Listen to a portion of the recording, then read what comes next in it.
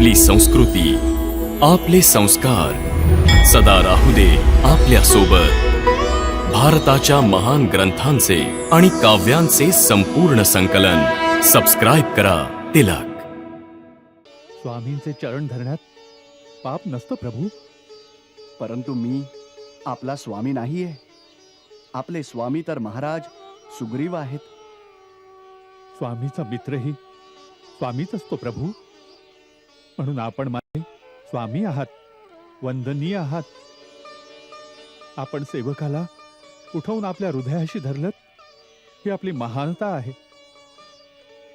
अशा दयाळू स्वामीसाठी तर सेवकाला प्राणही अर्पण करायला हवेत. अहो, इतक्या गोड गोड गोष्टी करताय पंडित महाशय, परंतु अजून आपली खरी ओळख नाही होऊ दिलीत. अहो, हीच कुशल गुप्तचराची खूण आहे. लक्ष्मण दादा, आता गुप्त काय राहिले? सारे भ्रम तर दूर झाले आहेत. केवळ मनात इतकासा खेद राहिला आहे. मी तर जन्मतः वानर आहे.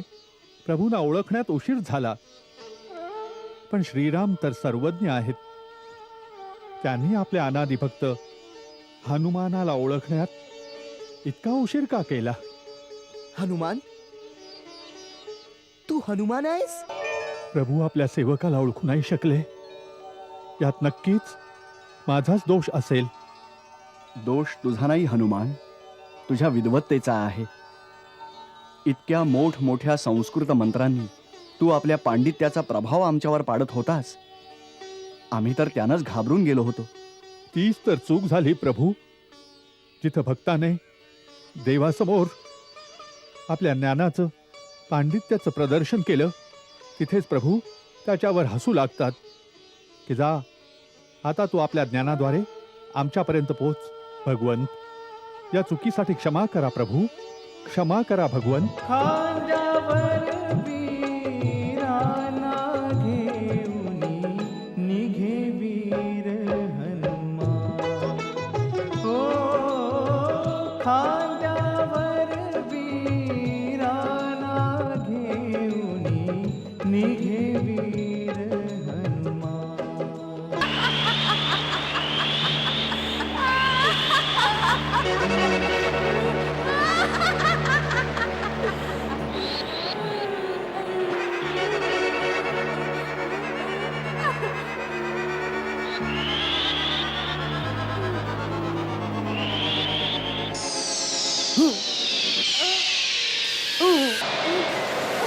जय श्रीराम.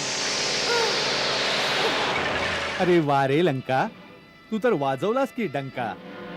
आम्हाला तर वाटलं होतं की नारी जातीची कोण उगीच तक्रार करेल, परंतु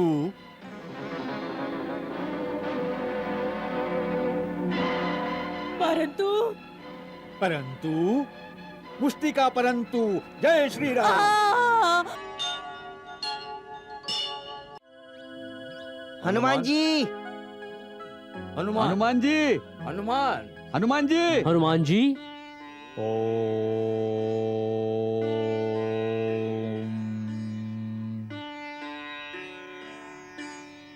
हनुमानजी.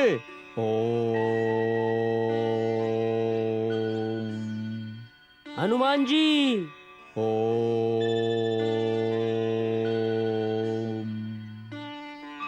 हनुमानजी.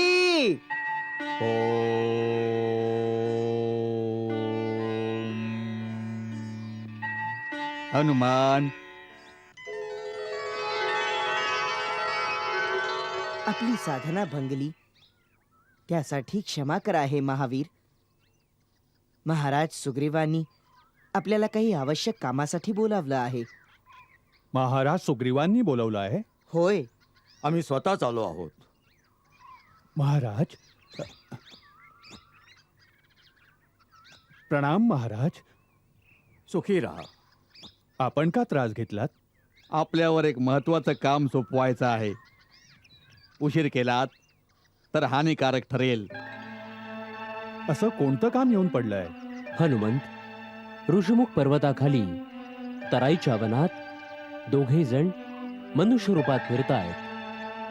तपस्व्याचा वेश आणि वीरांचा आव आहे. आम्हाला शंका आहे की ते बालीने पाठवलेले गुप्तचर आहेत. आम्हा पाचही जणांना संधी मिळताच समाप्त करायला आल्या आहेत. तू आपल्या सर्वात बलवान आहेस, म्हणून तू जाऊन त्यांना पकड आणि आमच्या समोर आण. मग आपण बालीच्या विरुद्ध त्यांचा उपयोग करूया. केवळ संशयानेच पकडू? ही कसली बुद्धिमत्ता आहे? ते शत्रू आहेत की मित्र हे निश्चित तर करायला हवं. हे निश्चित सुद्धा तूच करू शकशील. जम्बुवंत बरोबर सांगतात की तू बळ आणि बुद्धीमध्ये आमच्या सर्वांपेक्षा जास्त श्रेष्ठ आहेस. तू काही खोटं रूप धारण करून त्यांच्या जवळ जा आणि माहीत करून घे ते कोण आहेत, काय कामाला आले आहेत. तशी संधी मिळेल तशी बुद्धी आणि बळाचा वापर करून त्यांना आपल्या कह्यात ठेव. जर ते तुझ्या आवाक्याबाहेर असतील किंवा तुला काही भीती वाटली तर आम्हाला गुप्त संकेत पाठव. आम्ही त्याच वेळी ऋषीमुख पर्वतावरील गुंफा सोडून दुसऱ्या सुरक्षित स्थळी पळून जाऊ. महाराज, आपला सेवक असताना आपल्याला पळून जायला लागलं तर हनुमानाच्या जीवनाचा फायदा काय? आपण निश्चिंत राहा. जर ते शत्रू पक्षातले असतील, कोणीही असतील, देव, असुर, किन्नर, गंधर्व अथवा मनुष्य, माझ्या जिवंतपणी ते आपल्याला कोणतीही हानी नाही पोहोचवू शकत. मला आज्ञा द्यावी महाराज.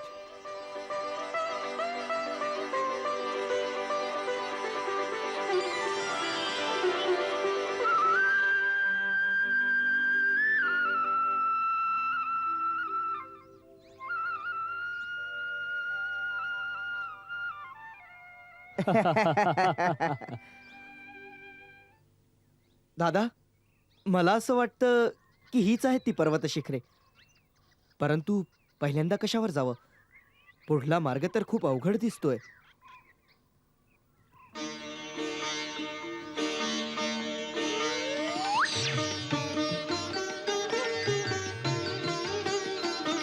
ते पहा लक्ष्मण, समोरून कुणीतरी येत आहे.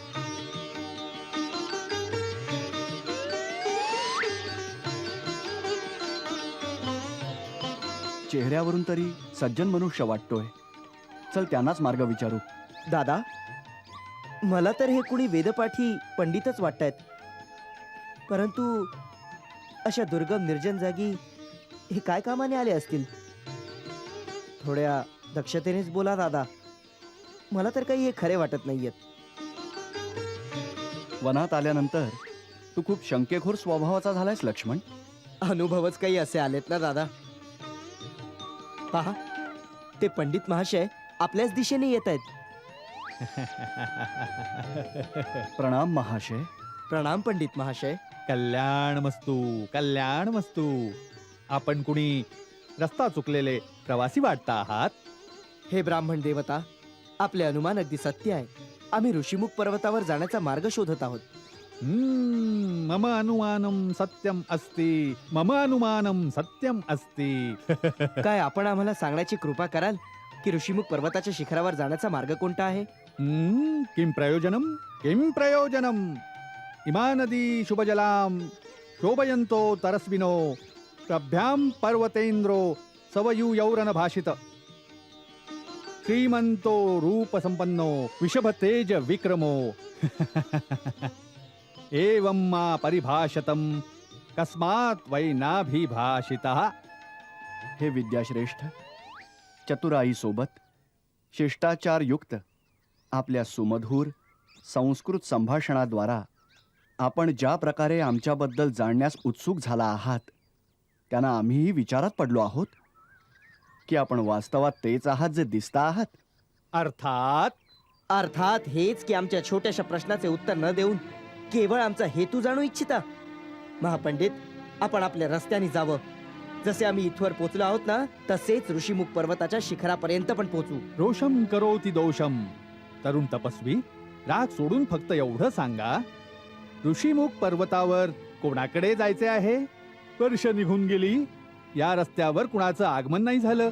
आपण का उत्सुक आहात तिथे जायला? आमच्या प्रश्नाच्या उत्तरार्थ अजून एक प्रश्न. दादा, ह्यांच्या मागे वेळ घालवू नका. आम्ही आमचा मार्ग स्वतःच शोधून काढू. तुझं बोलणं संपूर्ण निरर्थक नाही, परंतु आम्ही यांच्या पांडित्यपूर्ण वाणीनं मंत्रमुग्ध झालो आहोत. हे अथर्ववेद, यजुर्वेद, सामवेदाचे जाणकार परमविद्वान वाटत आहेत. असे व्याकरण वेद वेदवित्ता महात्म्याच्या मनात कसल्या प्रकारच्या कटकपटाच्या भावनेची शक्यता वाटतच नाही. त्यांच्याशी जमवून घेणं आपल्या हिताचंच आहे. चांगली गोष्ट आहे. तुम्ही घ्या जमवून यांच्याशी. गोष्ट अशी आहे ब्राह्मण देवता, आम्हाला सांगण्यात आलं आहे की महाबली सुग्रीव ऋषीमुख पर्वतावर राहतात. आम्हाला त्यांना भेटायला हवं. महाराज सुग्रीवांना ते कोणाला नाही भेटत. आपल्याला कसं माहित? आपण त्यांना ओळखता? अवश्य ओळखतो, अवश्य ओळखतो. सुग्रीवो नाम धर्मात्मा कश्चित वानर पुंगवा. आणि आम्ही त्यांचे कुलपुरोहित पंडित केसरी नंदन. कुळपुरोहित? हा, कुलपुरोहित. आमच्या संमतीशिवाय ते कोणालाही नाही भेटत.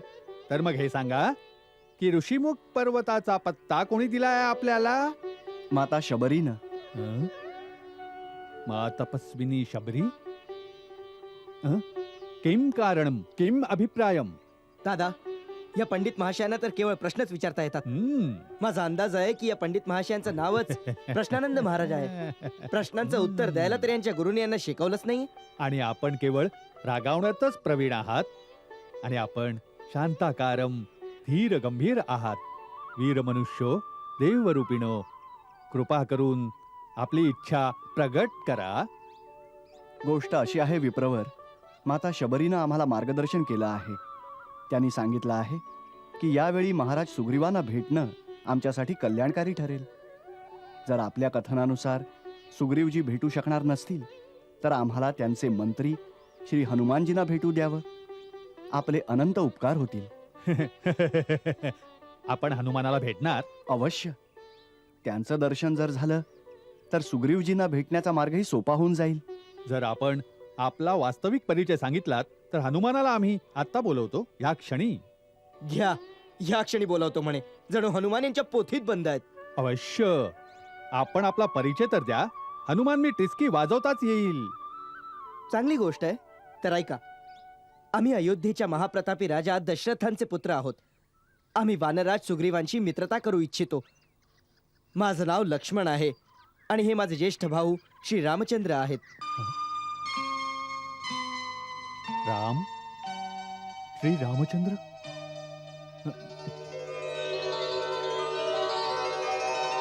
आपण स्वतः? हो महाशय, स्वतः श्रीराम हेच आहेत.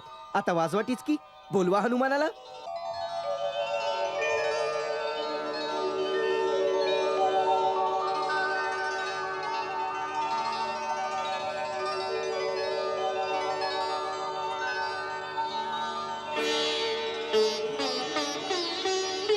श्रीराम, हे काय करत आहात आपण? हे उचित नाही. एक तर आम्ही आपल्या दारी काही मागायला आलो आहोत. दुसरं, आपण ब्राह्मण रूपात आहात, महाराज सुग्रीवांचे कुलपुरोहित. तिन्ही प्रकारे आपण तर पूजनीय आहात. मग आपण माझे पाय का धरीत आहात? मला पाप लागेल. स्वामींचे चरण धरण्यात पाप नसतं प्रभू. परंतु मी आपला स्वामी नाहीये. आपले स्वामी तर महाराज सुग्रीव आहेत. स्वामीचा मित्रही स्वामीच असतो प्रभू. म्हणून आपण माझे स्वामी आहात, वंदनीय आहात. आपण सेवकाला उठवून आपल्या हृदयाशी धरलं, ही आपली महानता आहे. अशा दयाळू स्वामीसाठी तर सेवकाला प्राणही अर्पण करायला हवेत. अहो, इतक्या गोड गोड गोष्टी करताय पंडित महाशय, परंतु अजून आपली खरी ओळख नाही होऊ दिलीत. अहो, हीच कुशल गुप्तचराची खूण आहे. लक्ष्मण दादा, आता गुप्त काय राहिले? सारे भ्रम तर दूर झाले आहेत. केवळ मनात इतकासा खेद राहिला आहे. मी तर जन्मतः वानर आहे. प्रभूंना ओळखण्यात उशीर झाला. पण श्रीराम तर सर्वज्ञ आहेत. त्यांनी आपल्या अनादी भक्त हनुमानाला ओळखण्यात इतका उशीर का केला? हनुमान? तू हनुमान आहेस? हो दादा, मीच श्रीसेवक, तोच हनुमान आहे.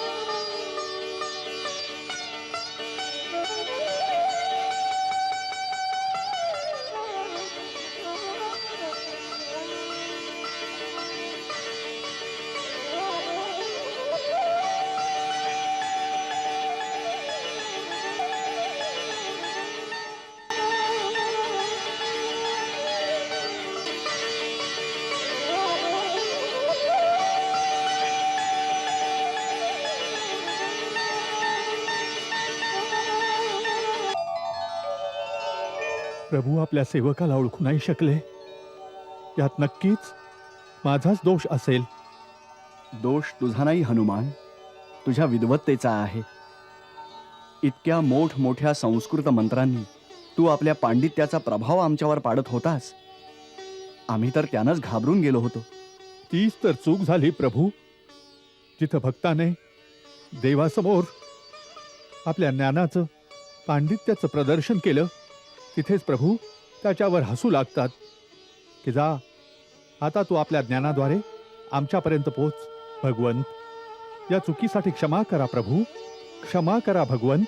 नाही हनुमान, तुझ्याकडून तर स्वप्नातही चूक नाही होणार. तू तर मला लक्ष्मण आणि भरताप्रमाणेच प्रिय आहेस. तिथेच बोलत उभे राहणार आहात का दादा? इथे पण कृपादृष्टी ठेवा. श्रीरामाचे तुम्ही पण सेवक, मी पण सेवक. या नात्याने आपला छोटा भाऊ समजून मला आलिंगन द्या दादा. लक्ष्मणा, माझ्या भावा, तुझ्यासाठी हे जीवन ओवाळून टाकलं तरीही कमी आहे. प्रभू, माझे स्वामी वनराज सुग्रीवाच्या आदेशाने तुमचं गुपित जाणून घेण्यासाठी मला आपलं रूप बदलावं लागलं. अच्छा, म्हणून इतका मोठा गुप्तहेर बनून आला होता. तर आता तर गुपितही समजलं. आता तरी महाराज सुग्रीवांची भेट घालून द्याल दादा. अवश्य लक्ष्मण भाऊ, अवश्य. आपल्या दोघांची महाराज सुग्रीवांशी भेट याचा अर्थ आहे त्यांच्या भाग्याचा उदय. जितकी तुम्हाला सुग्रीवाची गरज आहे तितकीच सुग्रीवालाही तुमची मदत पाहिजे. त्यांची पत्नी आणि राज्य त्यांच्याकडून हिरावून घेतलं आहे. सूर्य कुलभूषण रघुनाथ आणि सूर्यपुत्र सुग्रीवाची मैत्री दोघांसाठी कल्याणकारी आणि सफलदायक होईल. चला ऋषीमुख पर्वतावर चला भगवंत, तिथेच जाऊन सगळं बोलू. ज्या राजाचा तुझ्यासारखा ज्ञानी, विद्वान आणि बुद्धिमान मंत्री असेल तो मोठा भाग्यशाली आहे. अशा राजाशी मैत्री करून नक्कीच सारी मनोरथ पूर्ण होतील. तू आम्हाला तुझ्या राजाकडं त्वरित घेऊन चल. आपण माझ्याबरोबर चला, परंतु वरून जायचा मार्ग खूप कठीण आहे. आपण दोघं माझ्या खांद्यावर विराजमान व्हा. खांद्यावर? मी आपल्याला वायुमार्गाने वर घेऊन जाईन.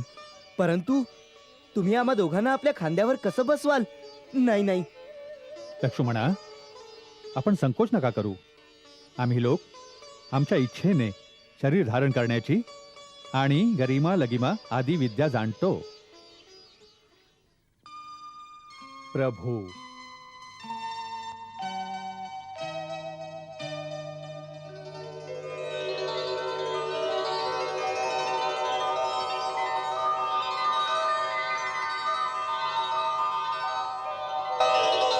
दुर्गम पर्वत मार्गावरती सेवका सोबत या तुम्ही स्वामी. खांद्यावरती बसून आपण भक्तावर कृपा करा स्वामी.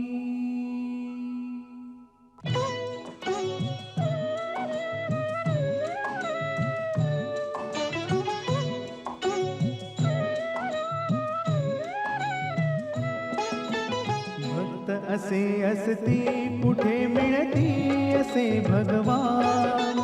भक्त असे असती कुठे मिळती असे भगवान. खांद्यावर वीराना घेऊनी निघे वीर हनुमान. हो, खांद्यावर वीराना घेऊनी निघे वीर हनुमान.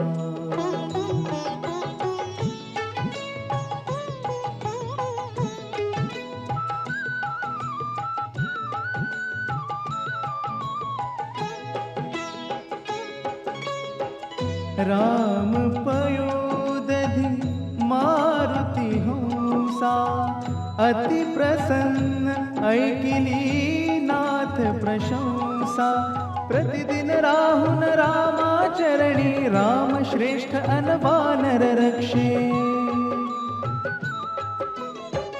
रामचंद्र हनुमान चकोर सदा सर्वदा रामासमोर भक्त शिरोमणीने प्रभू श्री रामा ओळखले भक्त शिरोमणीने प्रभू श्री रामा ओळखले खांद्यावर वीराना घेऊनी निघे वीर हनुमान हो खांद्यावर वीराना घेऊनी निघे वीर हनुमान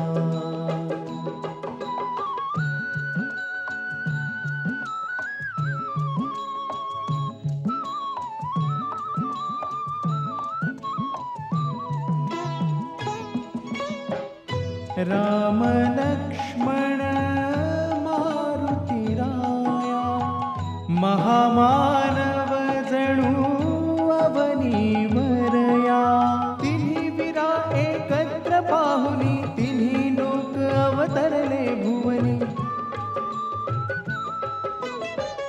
पुलकित गात्र नेत्रहीनिवती परम सुखाची चाखे गोडी नाही आज असा जगी बजरंग जसा धनवान नाही आज असा जगी बजरंग जसा धनवान खांद्यावर वीराना घेऊनी निघे वीर हनुमान हो खांद्यावर वीराना घेऊनी निघे वीर हनुमान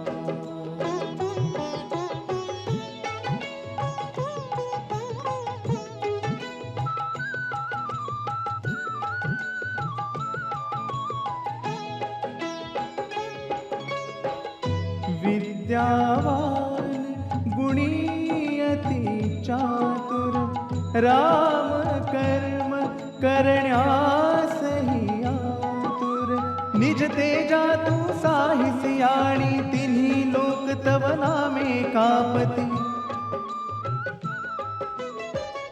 दुर्गम वाटे कर्मच जेथे कृपा प्रसादे सुगमते होते प्रभु कडुनी मागावे प्रभु सेवेचे असे वरदान प्रभु कडुनी मागावे प्रभु सेवेचे असे वरदान खांद्यावर वीराना घेऊनी निघे वीर हनुमान हो खांद्यावर वीराना घेऊनी निघे वीर हनुमान हो खांद्यावर वीराना घेऊनी निघे वीर हनुमान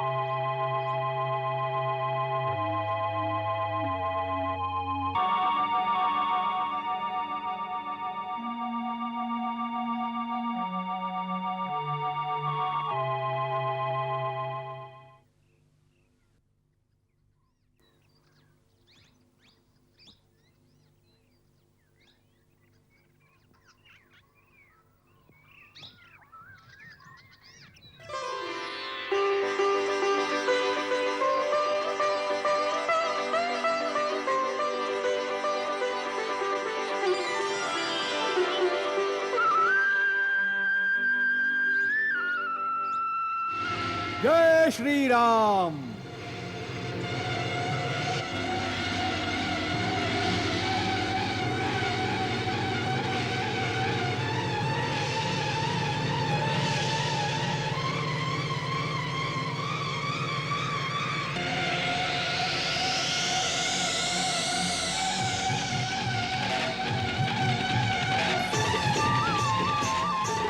पवनपुत्र हनुमानाचा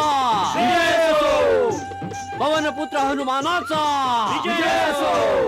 पवनपुत्र हनुमानाचा पवनपुत्र राम हनुमानाचा नामाचे पंख लावून हनुमान करे उड्डाण, हनुमान करे उड्डाण. महाबली कपी महातेजमय अद्भुत क्षमतावान हनुमान करे उड्डाण.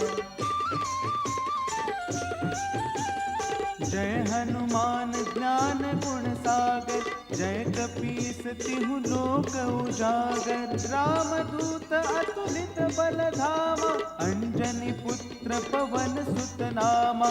राम काज करिबे को आतुर, अद्भुत क्षमतावान हनुमान करे उड्डाण.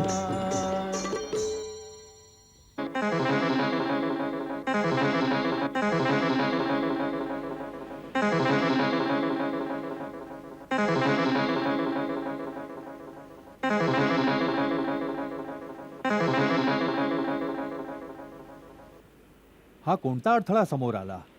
पहा मला, पहा मला, पवनपुत्रा, पहा मला. मी आपल्या मार्गातील अडसर नाही. मग कोण आहात आपण? हे महावीर मारुती, मी मयनाथ पर्वत आहे. पर्वत? हा पवनपुत्र पर्वत. तुझे पिता पवन देवतांनी एकदा माझे रक्षण केलं होतं, म्हणून मी त्यांचा ऋणी आहे. त्या उपकाराच्या बदल्यात मी तुझी काही सेवा करू इच्छितो.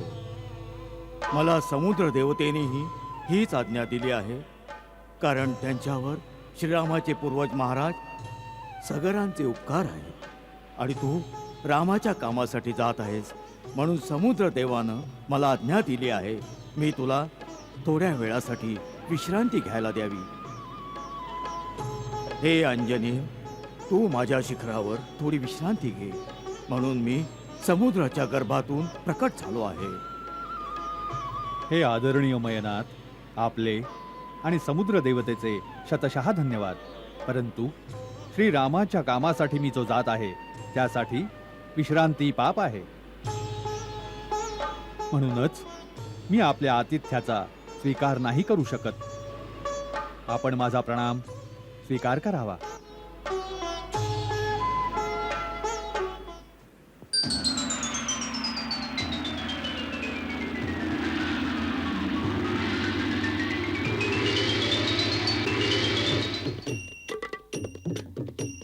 भोजन नाही झोपही नाही, करिता पार 400 योजन. तुम्हामुळे धर्मास प्रतिष्ठा, जास उपमा तुमची निष्ठा. तीनही लोकी राम भक्त हा, कुणी नाही हा समान हनुमान करे उड्डाण. राम नामाचे पंख लावून हनुमान करे उड्डाण, हनुमान करे उड्डाण. महाबली कपि महातेजमय अद्भुत क्षमतावान हनुमान करे उड्डाण.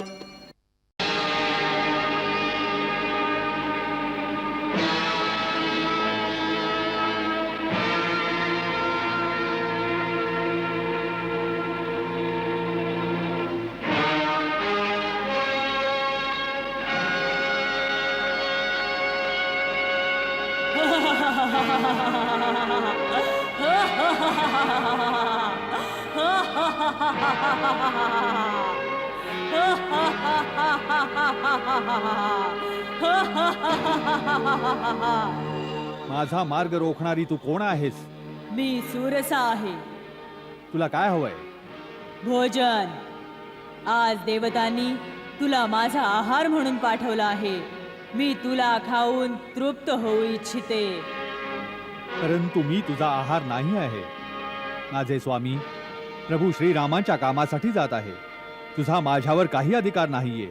आहे, माझा पूर्ण अधिकार आहे, कारण मी भुकेली आहे. जो भुकेला असतो त्याचा अधिकार सर्वप्रथम मानला गेला आहे.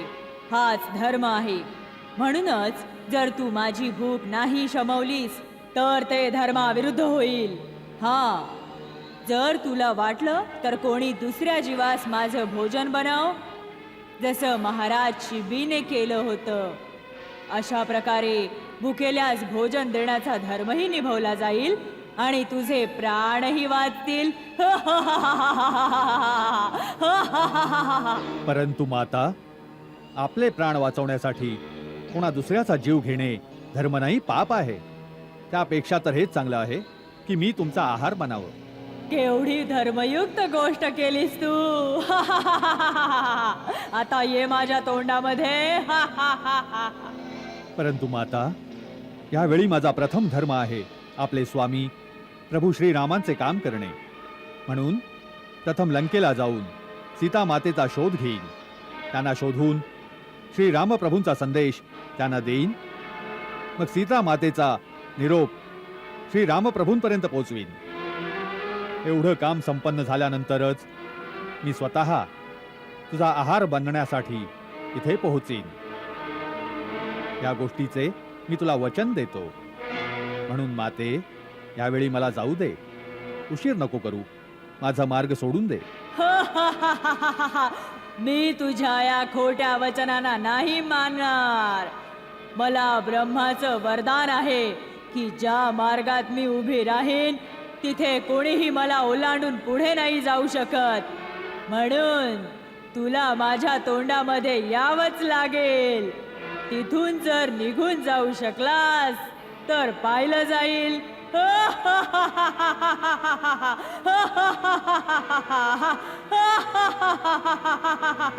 ठीक आहे माते, तोंड उघड, मी येतो.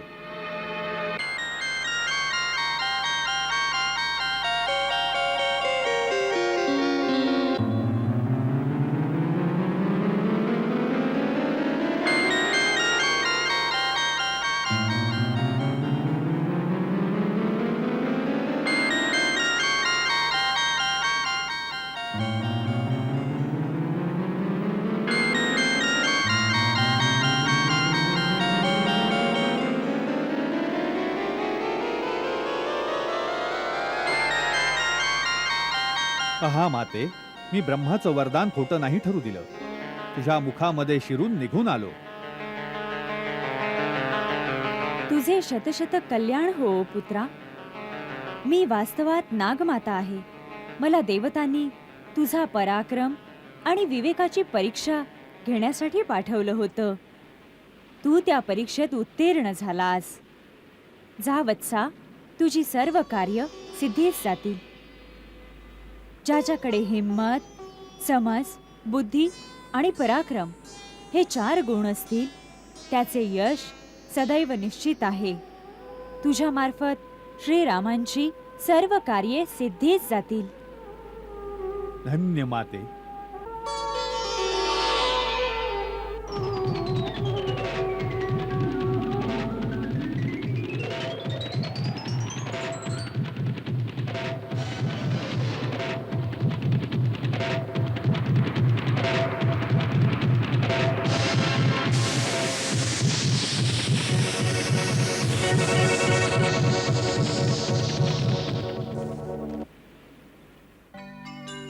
अशी राक्षसी मुद्रा सावली सधरणार,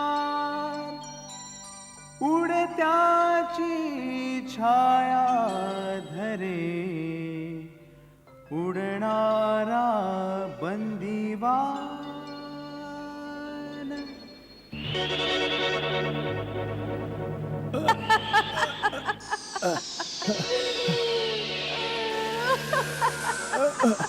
हे कसलं मायाजाल आहे ज्याने माझ्या पराक्रमाला पांगळ बनवलं आहे.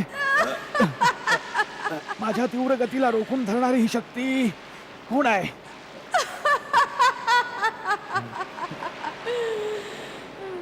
कोण ते उडते आहे? ए तू निशाचरा, उडत्या पाखरांच्या सावलीला पकडून मी खात होते. आज तुला खाऊन खूप मजा येईल. आज तुला पोटभर खाऊन घेईल. आज खूप मजा करील.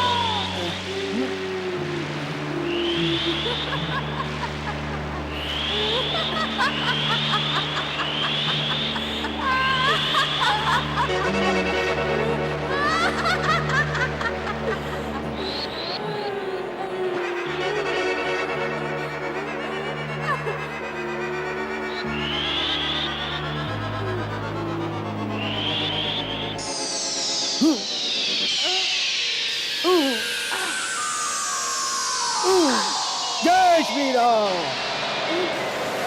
जय श्रीराम.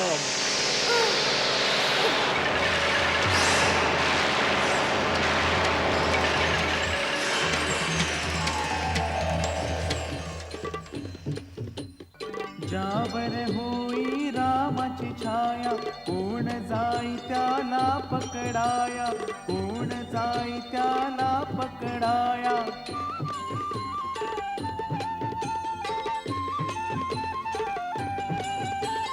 विघ्न अडथळे पार करून निर्भयपणे आकाशी उडता, निर्भयपणे आकाशी उडता.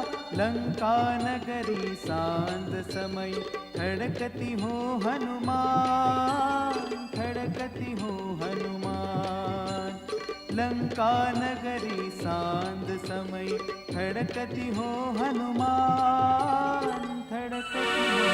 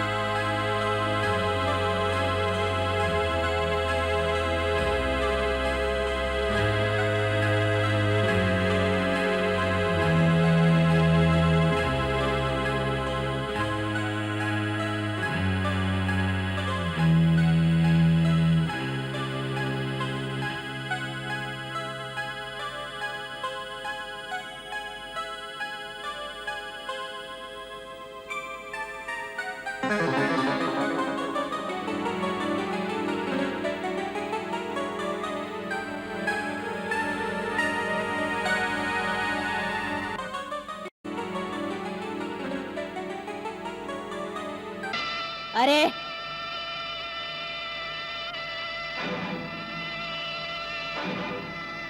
कोण आहेस तू, जो अशा प्रकारे न विचारता लंका नगरीत घुसू पाहतेस? प्रथम तू सांग की तू कोण आहेस. अरे मच्छरा, मी स्वतः लंका नगरी आहे, लंकेची नगरदेवी. म्हणूनच लंकिनी नाव आहे माझं. लंकेचं रक्षण करणंच काम आहे माझं. तू सांग, माझ्या डोळ्यात धूळफेक करून अशा प्रकारे अभेद्य नगरीत घुसण्यामागे काय रहस्य आहे? त्या अद्भुत मायानगरीला पाहण्याची इच्छा मला इथे घेऊन आली आहे. बस क्षणभर या भूमीवर फिरून थोड्याच वेळात परत येईन. मी जाऊ? जा, परंतु लंका नगरीत नाही, सरळ यमपुरीत फिरायला जा. मी तुला तिथेच पाठवते.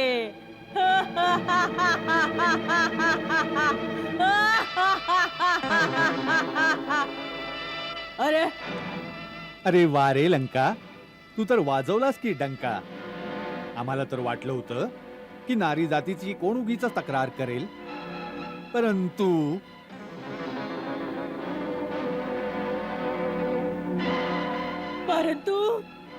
परंतु मुष्टिका परंतु जय श्रीराम.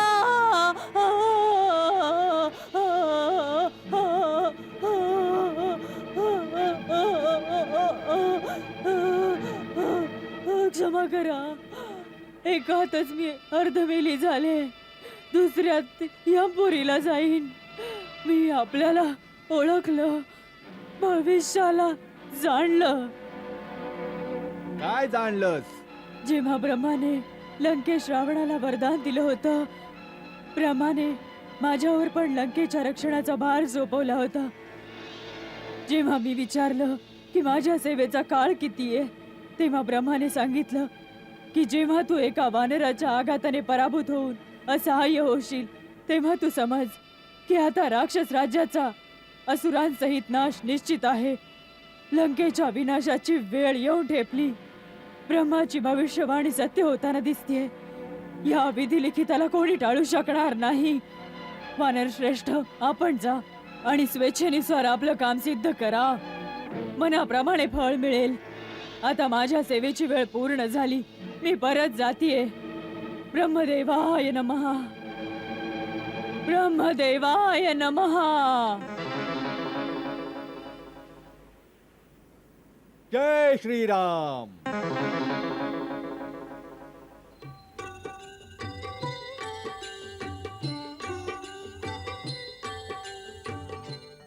पोहोचे श्री हनुमान आता, लक्ष सिद्धी जवळी.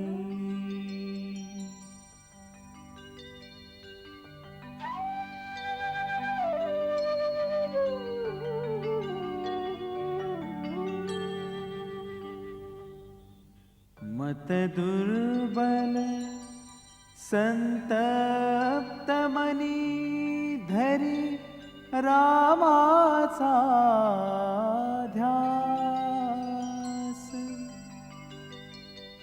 धर्मशील गुणी सीता भोगेती वनवास.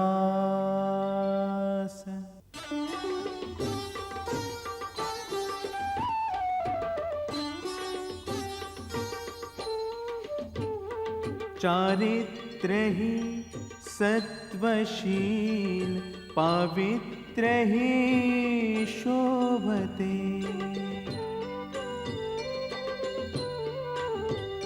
नेत्री असे भावही रामासती जणू शोधते.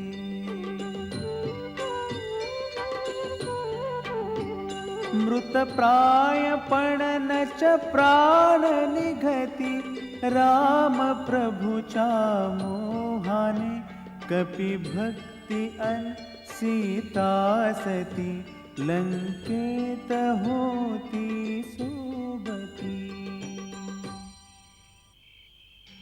त्रिजटा, माझी मशाली पेटव. सर्वांच्या मशाली पेटल्या? हो, पेटल्या.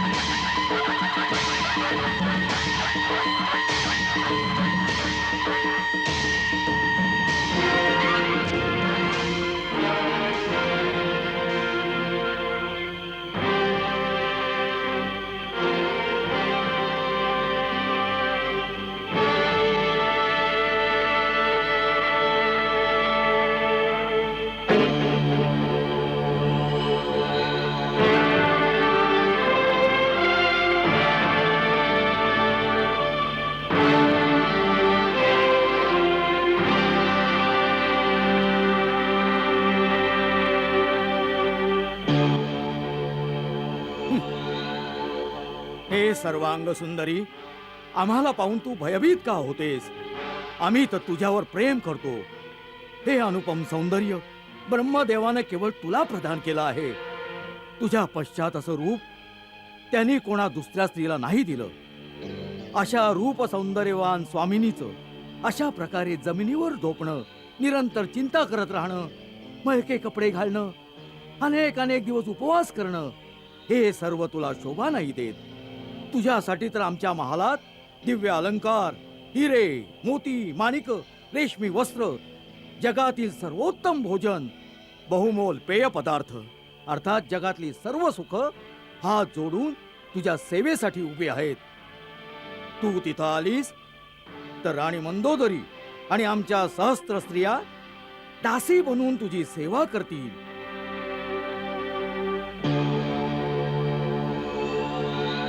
तिन्ही लोकात असं सुख कुठल्याही स्त्रीच्या भाग्यात नसेल. खरंच श्रीरामांची धर्मपत्नी होण्याचं परमसुख जे माझ्या भाग्यात लिहिलंय ते तिन्ही लोकात कुठल्याच स्त्रीच्या भाग्यात लिहिलं नसेल. राघवाची धर्मपत्नी बनण्याचं सुख त्या वनवासी भिक्षुकाकडे आता काय उरलंय? आता त्याची स्वप्न पाहणं सोडून दे मूर्ख स्त्री. पहिल्यांदा त्याला हेही कळणार नाही की तू कुठं आहेस, आणि हे जरी कळलं तरी लंकेत कुणी मानव प्रवेश नाही करू शकत. आणि आता तर याचाही भरोसा नाही की तो जिवंत आहे का दगडावर डोकं आपटून आपटून मरून गेला आहे. त्याला विसरून जा. एकदा माझ्याकडे पहा त्रिभुवन सुंदरी, केवळ एकदा. कोणत्याही स्त्रीला कपटानं बळजबरीनं पळून आणणं, तिला जबरदस्तीनं आपली पत्नी बनवणं हा राक्षसांचा स्वधर्म आहे. तरीही आम्ही तोपर्यंत तुला स्पर्श नाही करणार जोपर्यंत तू स्वतः आमच्या प्रेमाचा स्वीकार करून आमच्या बाहूत नाही येणार. रावणा, काजव्याच्या चमकण्याने सरोवरात कमळ नाही फुलत. याद राख, ज्या प्रकारे सूर्यापासून त्याची किरण वेगळी नाही होऊ शकत, त्याच प्रकारे मी ही श्रीरामांपासून अभिन्न आहे. ज्या प्रकारे एक पापी पुरुष सिद्धीसाठी पूजेचा अधिकारी नाही होत, त्याच प्रकारे तू माझ्या याचनेचेही योग्य नाहीस. मी पतिव्रता आहे. मी एका मोठ्या कुळात जन्म घेतला आहे. माझा एका पवित्र कुळाशी संबंध आलाय. माझ्याकडून कुठलंही लोकनिंदेचं काम संभव नाही होऊ शकत. तू तुझं मन माझ्यातून काढून घे, नाहीतर याच पापाच्या आगीत तू आपल्या सुवर्ण लंकेसहित भस्म होऊन जाशील. तुला श्रीरामांच्या शक्तीचा अंदाजही नाही. त्यांच्या धनुष्याच्या टणत्कारानेच लंका द्वीपसमुद्राच्या आत बुडून जाईल. तुझ्या एकट्याच्या पापामुळे सर्व जगात राक्षस कुळाचा विनाश होऊन जाईल. बस, खूप झालं आता त्या वणवण भटकणाऱ्या वनवासीच्या शक्तीचं वर्णन.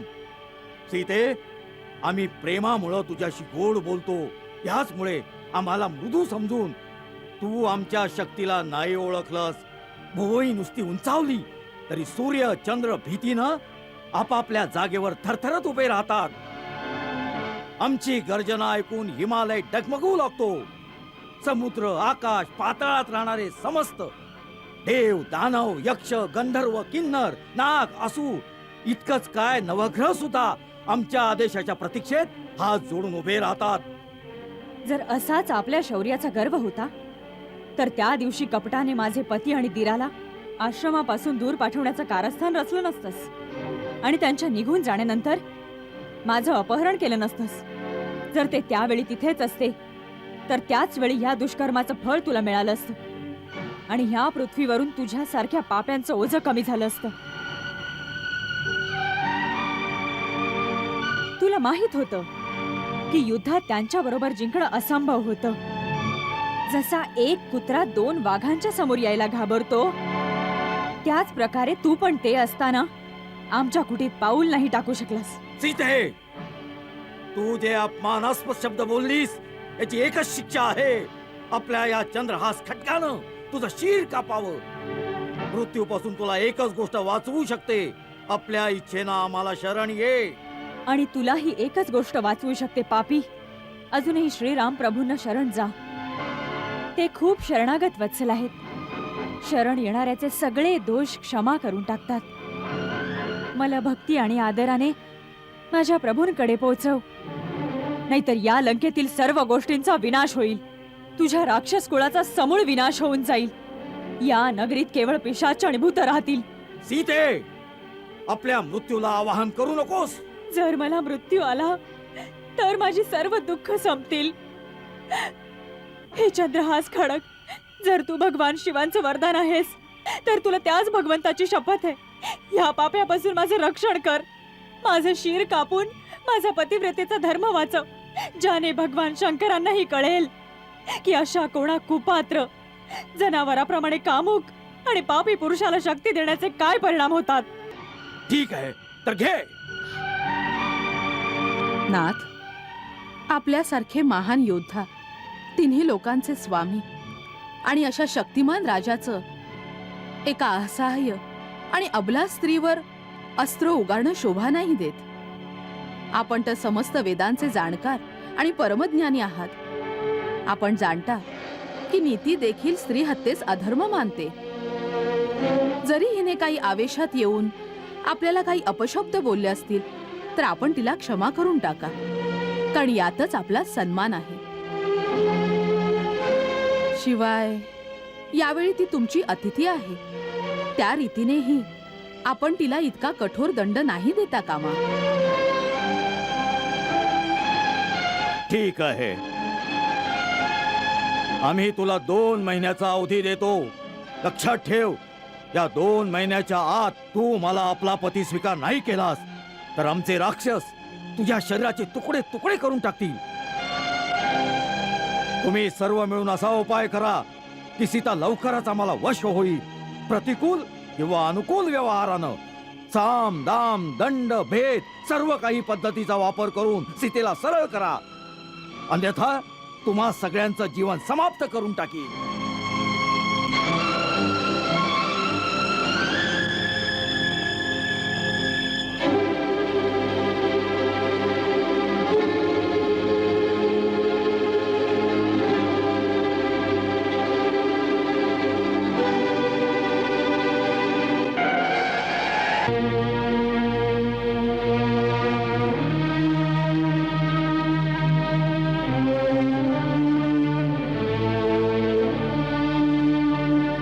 सीते, तू कुलस्य वंश रावणाची पत्नी बनणं ही देखील मोठी गोष्ट समजत नाहीस. कुलस्यजी 6 प्रजापतींमध्ये चौथे आहेत.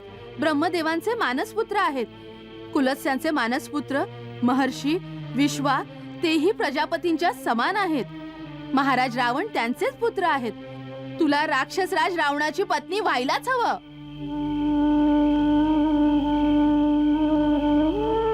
ज्यांनी आपल्या पराक्रमाने नाग गंधर्व दानवांना संग्रामात पुन्हा पुन्हा नमवलं, त्यांच्या विनवणीवरून तू त्यांची पत्नी होऊ इच्छित नाहीस.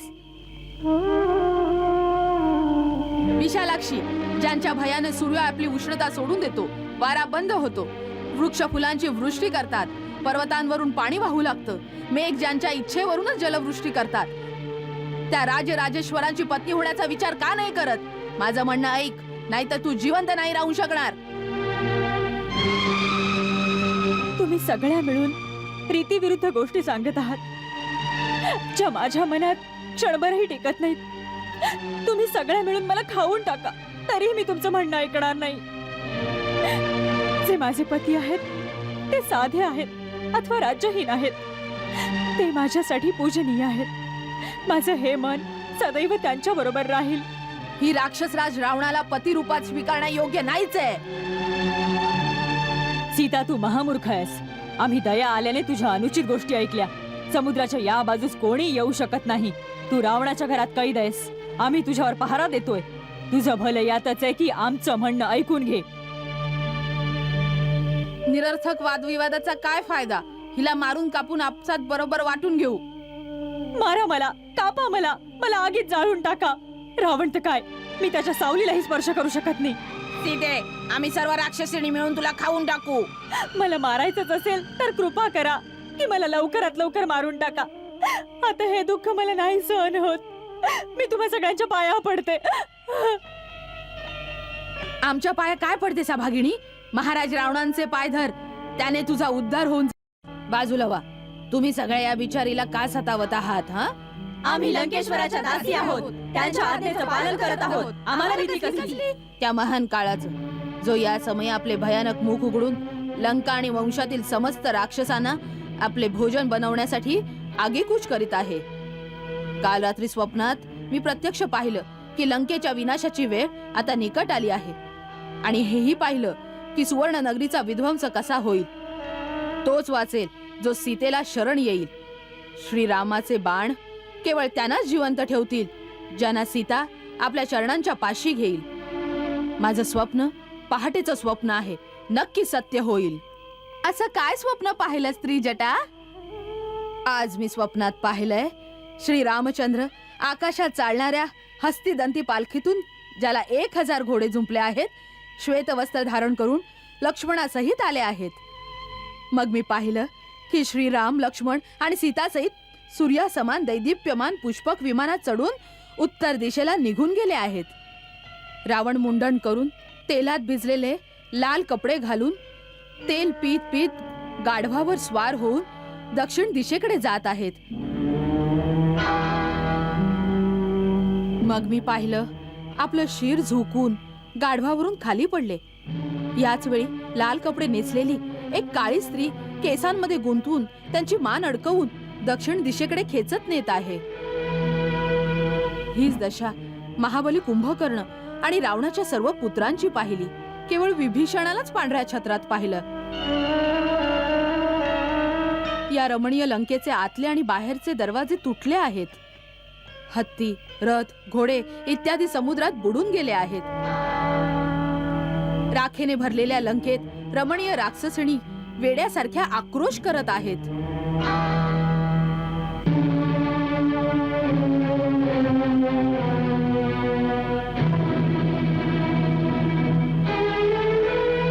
हे सीते, जर हे स्वप्न खरं असेल तर आम्हाला क्षमा करा राणी. आमचा दोष नाही. आम्ही तर आमच्या स्वामींच्या आज्ञेचे पालन करीत आहोत. आमच्यावर रागू नकोस राणी. नाही, मला तुमचा राग नाही येत. तुम्ही सगळे आज जा. हिला सतावणं सोडून द्या. ठीक आहे.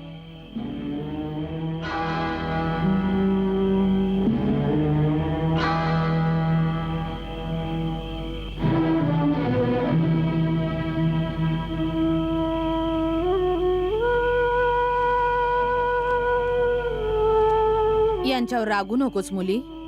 मला कोणाचाही राग येत नाही. राग फक्त स्वतःचा येतो की अशा अवस्थेला पोहोचूनही माझे प्राण का नाही जात.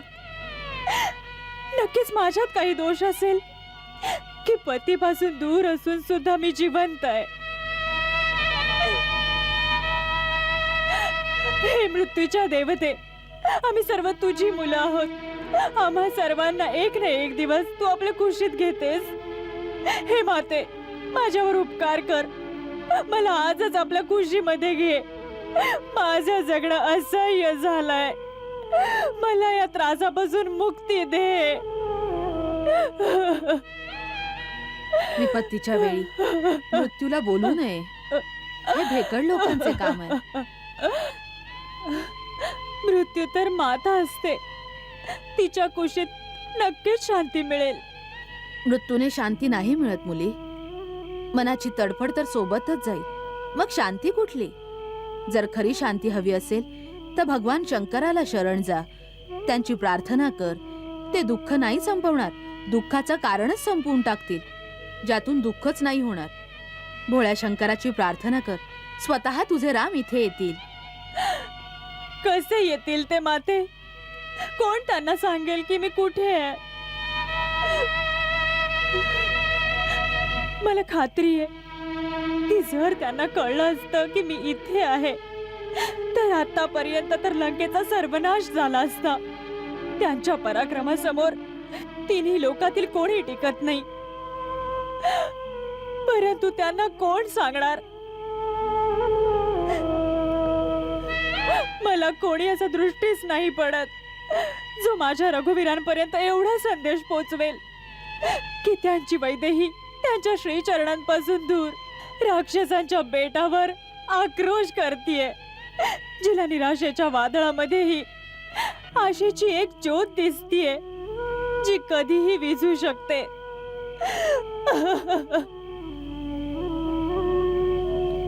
याला विजू देऊ नकोस मुली.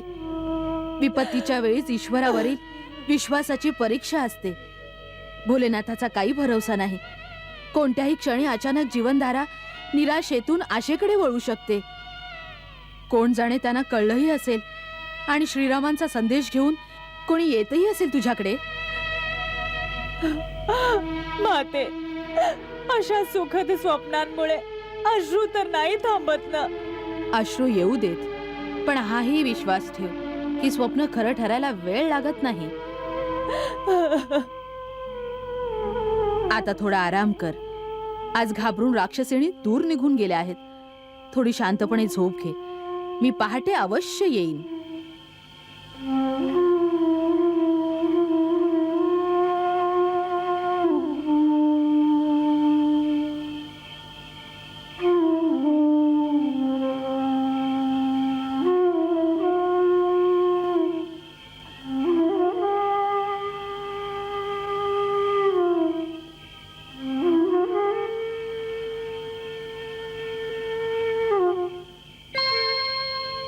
राम कहानी गातो ही राम कहानी, राम कहानी गातो ही राम कहानी.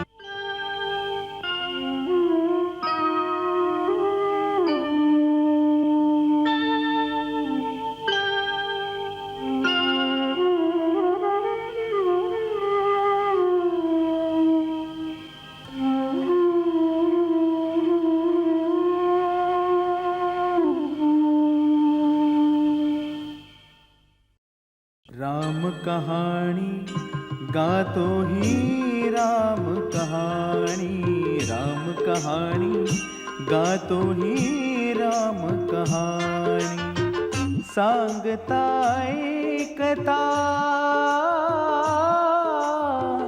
सांगता ऐकता नेत्रात पाणी. राम कहाणी गातो ही राम कहानी, राम कहानी गातो ही राम कहानी.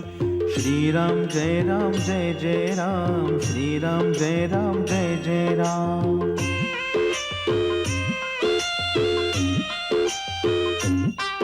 दशरथ प्रेमाचा पुत्र, कौसल्येचा प्रिय पुत्र. दशरथ प्रेमाचा पुत्र, कौसल्येचा प्रिय पुत्र. ते सूर्यवंशाची ताकद, ते रघुकुलातील दीपक. राजीव नयन बोले, राजीव नयन बोले मधुर ही वाणी. राम कहाणी गातो ही राम कहानी, राम कहानी गातो ही राम कहानी. शिवधनु प्रभुने तोडिले, सीतेस प्रभुने जिंकिले. शिवधनु प्रभुने तोडिले, सीतेस प्रभुने जिंकिले. घर त्यागुनी वनवासी पितृआज्ञा पाळिली. लक्ष्मण सीता संगे, लक्ष्मण सीता संगे सोडली राजधानी. राम कहाणी गातो ही राम कहानी, राम कहानी गातो ही राम कहानी. श्रीराम जय राम जय जय राम, श्रीराम जय राम जय जय राम.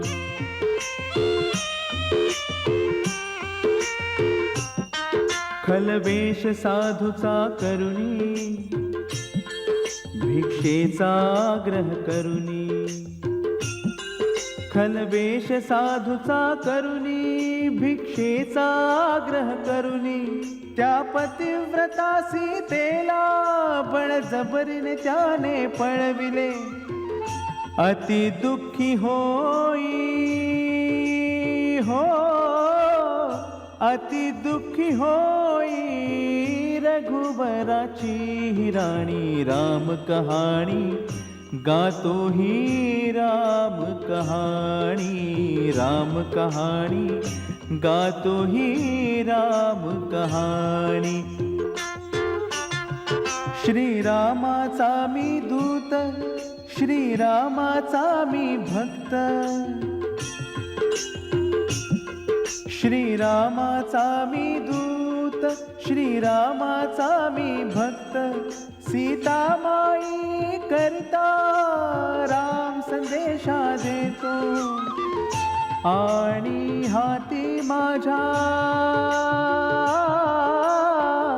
आणि हाती माझ्या मुद्रिका निशाणी.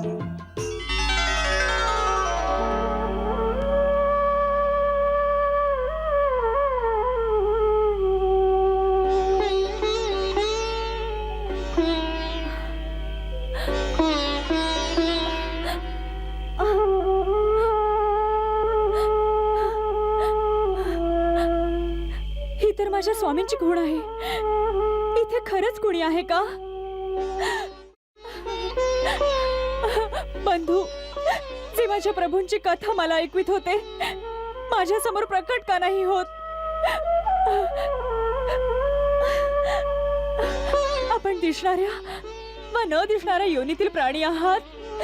आपण कोणी देवता आहात की मानव? जे कोणी माझ्या स्वामींचा संदेश घेऊन आला आहात, कृपा करून मला दर्शन द्या.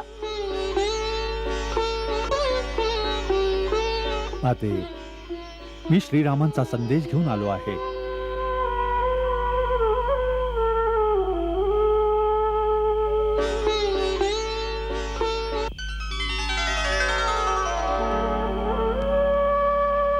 माते, माझा प्रणाम स्वीकार करावा.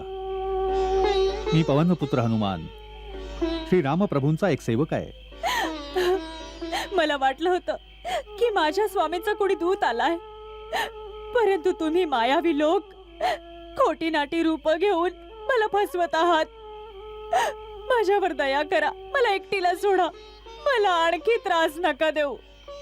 माते, शंका घेऊ नका. मी खरंच श्रीरामांचा दूत आहे. माझं हे खरंखुरं रूप आहे. मी वानर आहे. आपला पुत्र समजून माझ्यावर विश्वास ठेवा माते. ही मुद्रिका जी प्रभूंनी खूण म्हणून पाठवली आहे, ही पहा. ही मुद्रिका मायावी नाहीये. ही तीच आहे जी गंगा किनारी नावाड्याला देण्यासाठी आपण श्री रामप्रभूंना आपल्या हाताने दिली होती.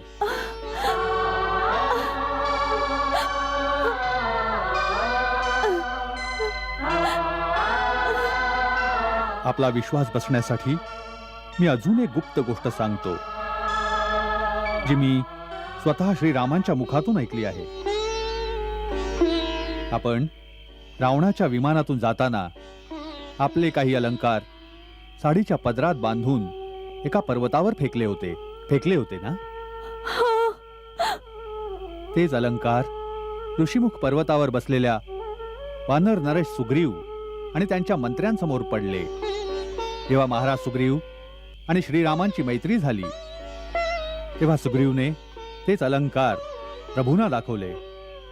तेव्हा त्या अलंकारांना पाहून त्यांचे डोळे भरून आले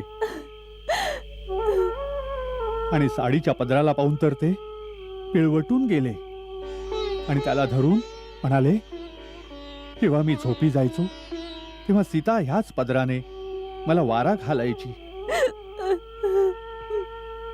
जेव्हा प्रातः संध्या वंदन करून उठायचो तेव्हा हाच पदर माझ्या चरणांखाली ठेवून माझी चरणधूळ घ्यायची. त्यांना हे सर्व लक्षात आहे? हो माते, सगळं लक्षात आहे. ते दिवस रात्र आपल्या आठवणीतच मग्न असतात. मग त्यांनी आजपर्यंत माझा शोध का नाही घेतला? का विसरून गेले आपल्या दासीला? हा विचार नाही केला की माझा एक एक दिवस कशा प्रकारे व्यतीत होत असेल. ना ते आले ना मला मृत्यू आला. माझ्या कोणत्या चुकीची मला शिक्षा मिळतीये. त्या दिवशी लक्ष्मणाचं न ऐकून मी जे अपशब्द बोलले होते, काय त्या कारणाने त्यांनी माझा त्याग केलाय. तात, त्यांना सांगा मी लक्ष्मणाची पण क्षमा मागते. मी त्यांची सुद्धा क्षमा मागते. ते तर सर्वांवर दया करतात ना, तर मग माझी चूक का नाही क्षमा करत. माझी चूक का नाही क्षमा करत. मला या नरकातून का नेत नाहीत ते. माते माते, जर त्यांना माहित असतं की आपण इथं आहात तर आजपर्यंत त्यांनी या नरकाचा विध्वंस केला असता आणि आपल्याला मुक्त करून घेऊन गेले असते. परंतु त्यांना तर आपल्या शोधात वनावनात भटकत वानर देश किष्किंधापर्यंत पोहोचले. जेव्हा त्यांची मैत्री महाराज सुग्रीवाबरोबर झाली तेव्हा त्यांच्या मदतीनं आपला शोध सुरू झाला. यावेळी हजारो वानर पूर्व पश्चिम उत्तर दक्षिण चारही दिशांना आपला शोध घेत आहेत. हे तर माझं सौभाग्य आहे की सर्वप्रथम आपलं दर्शन मला झालं आहे. माते, रघुवीरांना जेव्हा समजेल की आपण सुखरूप लंकापुरीतच आहात तर निश्चिंत राहा. त्यांना इथं यायला थोडाही वेळ लागणार नाही. आता कोणताही अडथळा त्यांचा रस्ता नाही अडवू शकणार.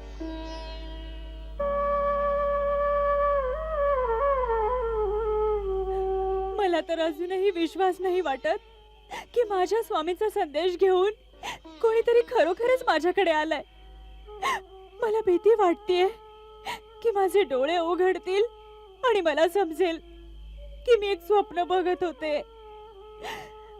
हे कपिश्रेष्ठ, काय तुम्ही खरंच सांगत आहात? काय माझे स्वामी पण माझी तितकीच आठवण काढतात जितकी मी त्यांची काढते? मला क्षमा करा माते. प्रभू रामांचं प्रेम आपल्यापेक्षा कितीतरी जास्त आहे, पण ते कोणी पाहू शकत नाही.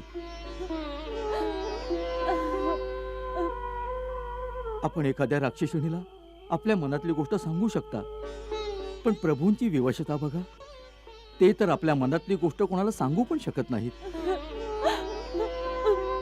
सर्व दुःखाला आपल्या हृदयात दाबून टाकून कोरड्या डोळ्यांनी फक्त चौकडे बघत राहतात. कोणाला काही सांगत नाहीत, रात्रीचे झोपत नाहीत. त्यांची व्यथा कोण समजू शकणार? येताना मला फक्त एवढंच म्हणाले की हनुमान, सीतेला सांग तू गेल्यानंतर माझा देह प्राणहीन झाला आहे. बस. मग असं वाटलं की त्यांनी मुखभाषेत आपल्याला खूप काही सांगितलं जे कदाचित फक्त आपणच ऐकू शकता. हो, मी ऐकू शकते. मी ऐकतेय हनुमान. त्यांनी मूक भाषेत जे काही मला सांगितलं ते सर्व ऐकतेय. त्यांना सांगा की सीता आपलीच आहे आणि आपल्याच विश्वासावर अजूनपर्यंत जिवंत आहे. पण आता जीणं असहाय्य झालंय. आता यायला उशीर केला तर मी जिवंत नाही दिसणार. असं नाही होणार माते. तात, तुला नाही माहित मी किती दुःखात जगतेय. मी सर्व पाहिलंय माते. वृक्षावर बसल्या बसल्या रावणाचा संवाद, या राक्षसिणींचा व्यवहार सर्व बघितलंय. आणि मी हे पण पाहिलं आहे माते, एक पतिव्रता स्त्रीचं तेज तिन्ही लोकांचा विजेता आणि घमेंडी रावणाला कसं निस्तेज करून टाकतं ते. आणि हे पण पाहिलं आहे की चंद्रहासासारखं जगत विजयी खड्ग गवताच्या पात्यापुढे कसं डोकं नमवतं माते. धर्माची शक्ती आणि अधर्माच्या दुर्बलतेचं मर्म आज आपल्या श्रीचरणांच्या प्रतापामुळे पाहिलंय माते. आम्हाला आशीर्वाद द्या की आम्ही वानर जात श्री रामप्रभूच्या सेवेमध्ये सफल होऊ. आणि या राक्षसांचा सर्वनाश करू. परंतु वानर राक्षसांचा सामना कसे करू शकतील? तू पाहिलं असशील, राक्षस तर एकापेक्षा एक धिप्पाड आहेत आणि वानर तर सर्व तुझ्यासारखे असतील ना वत्सा. होय माते, सगळे माझ्यासारखे आहेत. पण आपल्या पतिव्रता धर्माची शक्ती जी एका पात्याला तलवारीशी टक्कर घेण्यास योग्य बनवते, ती शक्ती पण आमच्याबरोबर असेल ना? ठीक आहे पुत्रा, पण राक्षस तर मोठे मायावी आहेत. माते, आपल्या आशीर्वादानं आणि श्रीराम प्रभूंच्या कृपेनं आम्ही पण त्यांच्यापेक्षा कमी नाही आहोत. आपल्याला विश्वास बसावा म्हणून मी आपल्याला माझं एक मायावी रूप दाखवतो. जय श्रीराम.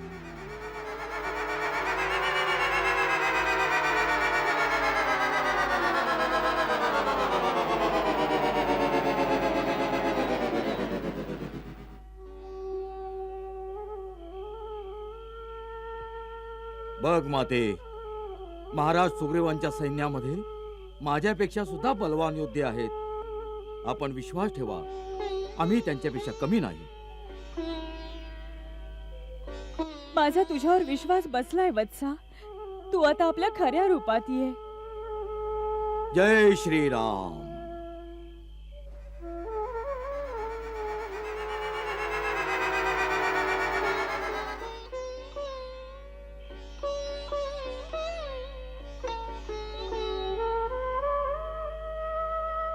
हेच माझं खरं रूप आहे. ते लहान रूप तर मी वाटिकेत प्रवेश करण्यासाठी घेतलं होतं. आपण शंका नका घेऊ माते. आपण जर आज्ञा दिलीत तर मी आत्ताच आपल्याला माझ्या पाठीवर बसून लंकेतून घेऊन जाईन. आपण माझ्या बरोबर चला. मी सरळ आपल्याला प्रभू श्रीरामांकडे आत्ता घेऊन जाईन. इथला कोणताही राक्षस माझ्या वेगाची टक्कर नाही देऊ शकणार. आपण निर्विघ्न इथून निघून जाऊ. आपण माझ्यावर विश्वास ठेवा माते. माझा तुझ्यावर पूर्ण विश्वास बसला आहे, पण मी तुझ्या बरोबर नाही जाऊ शकत. का? आपण घाबरता की जर लंकेच्या राक्षसांनी आपल्यावर हल्ला केला तर मी आपण असताना कसा लढू शकेन? नाही, माझा असा काही अविश्वास नाही. पण हे माझ्या पतिव्रता धर्माच्या विरुद्ध आहे की आपल्या इच्छेने परपुरुषाला स्पर्श करू.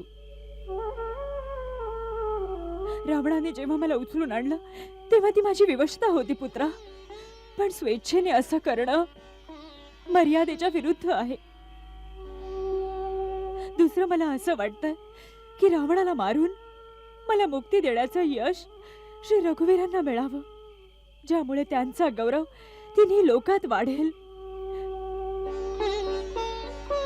तू त्यांच्याकडे फक्त इतकीच प्रार्थना कर की आता येण्यात विलंब करू नका. बस, माझी इतकीच विनंती आहे.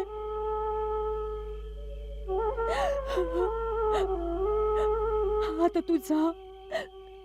कोणी पहारे करी येईल. येऊ देत. मी त्यांना नाही घाबरत. नाही, त्यांच्याशी लढताना जर तुला काही झालं तर समुद्र ओलांडणं कठीण होईल. आता तू आपल्या स्वामींकडे जा. माते, मी त्यांचं गुप्त दूत आहे. माझं हे पण कर्तव्य आहे की जाण्यापूर्वी शत्रूच्या बलाबलाचा थांग लावू, अनुमान काढू की त्याची शक्ती किती आहे, त्याची दुर्बलता कशात आहे, त्यांची व्यूहरचना कशी आहे, त्याचं अस्त्रशस्त्र कुठे आहे. हे ज्ञान युद्धाच्या वेळी खूप उपयोगी पडेल. दुसरी गोष्ट अशी आहे की मी आणखी एक लीला करू इच्छितो, ज्यामुळे शत्रूच्या हृदयात भीती उत्पन्न होईल आणि तो विचार करू लागेल, जर श्रीरामाच्या दूतामध्ये एवढी ताकद आहे तर श्रीराम प्रभूमध्ये किती ताकद असेल. यामुळे शत्रूचं साहस तुटू लागतं आणि भीती त्याला युद्धामध्ये निर्बळ करून टाकते. माझी चिंता करू नका माते. मला आज्ञा द्या की जाण्यापूर्वी मी काही लीला करून दाखवीन. ठीक आहे वत्सा. श्री रघुवीरांचं नामस्मरण करून आपलं कर्तव्य पूर्ण कर. माते, मला भूक पण लागली आहे. या वाटिकेत सुंदर सुंदर फळं आहेत. इथूनच आरंभ करतो. पहिल्यांदा फळं खाईन, मग वाटिकेचा विध्वंस करीन. आरडाओरडा ऐकून चिंता करू नका. जाण्यापूर्वी एकदा आपल्या चरणांची धूळ घ्यायला येईन. ठीक आहे.